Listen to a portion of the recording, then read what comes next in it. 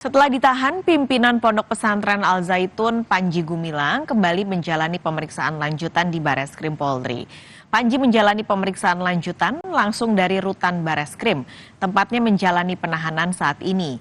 Ini jadi pemeriksaan perdana usai Panji ditetapkan jadi tersangka dugaan penodaan agama dan ditahan. Selain dugaan penodaan agama, polisi juga akan mengembangkan kasus ini pada dugaan tindak pidana lain, yakni praktik pencucian uang yang diduga dilakukan Panji Gumilang di Pondok Pesantren Al Zaitun. Jurnalis Kompas TV, Fetriska Ananda di Bareskrim Polri akan melaporkan perkembangan lanjutan penyidikan Panji Gumilang. Rizka, hari ini penyidik kembali memeriksa Panji Gumilang, fokusnya apa untuk pemeriksaan yang berlangsung hari ini? Ya betul Paskalis dan juga saudara, siang ini dari penyidik Bareskrim Polri rencananya akan kembali memeriksa Panji Gumilang, pimpinan dari Pondok Pesantren Al Zaitun ini terkait dengan dugaan tindak pidana penistaan agama. Namun tidak hanya tindak pidana penistaan agama yang hanya menjerat dari Panji Gumilang, tapi juga ada tindak pidana lainnya yakni tindak pidana pencucian uang. Kalau misalkan kita mengutip ataupun melihat begitu bagaimana konferensi pers yang kemarin dilakukan oleh kepolisian, ini telah menetapkan Panji Gumilang ini sebagai tersangka, ini kemudian langsung dilakukan penahanan.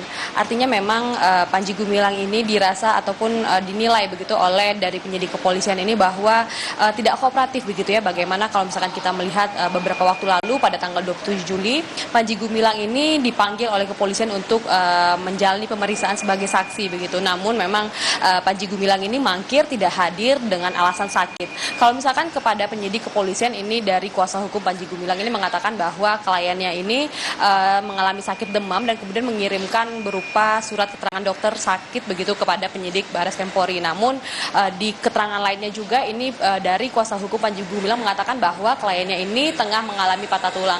Kemudian hal inilah yang kemudian polisi menilai bahwa Panji Gumilang ini tidak kooperatif begitu ya. Bagaimana kemudian polisi mencoba untuk meminta keabsahan terkait dengan surat sakit yang disertakan oleh Panji Gumilang. Tidak hanya dinilai tidak kooperatif, namun Panji Gumilang ini juga terjerat tindak pidana lainnya yakni TPPU, di mana sejauh ini kepolisian ini akan memeriksa 6 saksi, 2 diantaranya ini merupakan anak dari Panji Gumilang.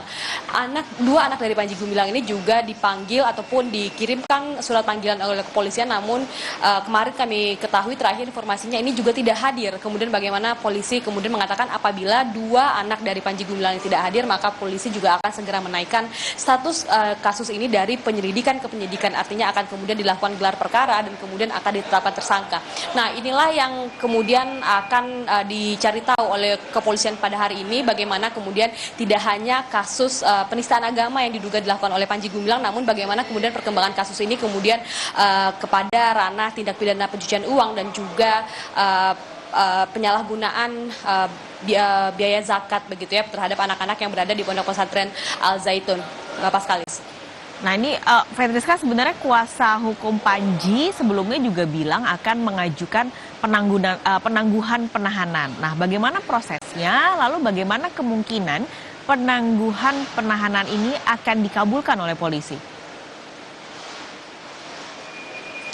Ya benar Paskalis, kuasa hukum dari Panji Gumilang yakni Hendra Effendi ini mengatakan bahwa akan mengajukan penangguhan penahanan terhadap kliennya dengan alasan yakni alasan kemanusiaan, di mana Panji Gumilang ini diketahui sudah memasuki usia lanjut yakni 77 tahun dan kemudian memiliki riwayat penyakit tertentu. Nah inilah yang kemudian menjadi dasar dari tim kuasa hukum Panji Gumilang ini untuk mengajukan penangguhan penahanan.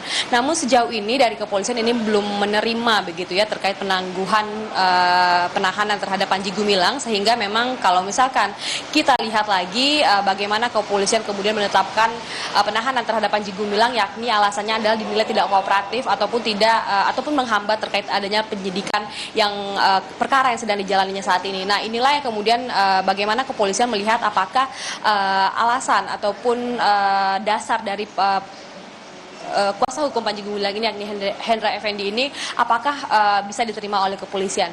Kemudian polisi ini juga melihat Panji Gumilang bagaimana kemudian tidak konsisten begitu ya terkait dengan surat sakit yang tidak absah begitu dinilai oleh kepolisian dan juga kemudian keterangan yang berbeda yang disampaikan oleh tim penasihat hukum. Inilah yang kemudian apakah akan dinilai oleh kepolisian, bagaimana kemudian penangguhan ini apakah akan diterima. Saat ini memang Panji Gumilang ini sudah 2 hari begitu ya menjalani penahanan di Barreskrim Polri dan kemudian juga tetap paralel begitu menjalani pemeriksaan terkait dengan kasus tindakan penistaan agama dan juga kasus tindak pidana pencucian uang. Kemudian artinya dalam 20 hari ke depan, artinya masih 18 hari lagi Panji Gumilang ini masih akan dalam penahanan kepolisian untuk dapat lebih intensif dan juga efektif terkait dengan menjalani pemeriksaan yang ia sedang jalani di Barreskrim Polri. Paskalis. Baik, terima kasih Fetriska Ananda melaporkan langsung dari Barreskrim Polri.